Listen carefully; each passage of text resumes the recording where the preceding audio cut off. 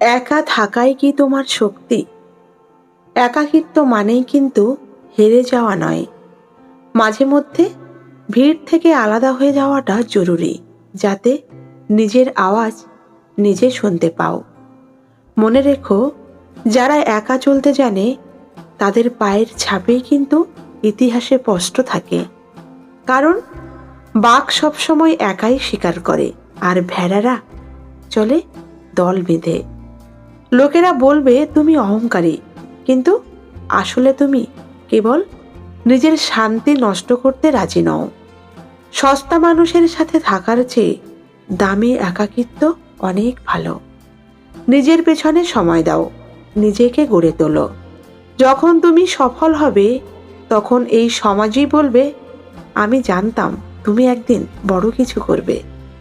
একা লড়াই করো, জয় তোমারই হবে।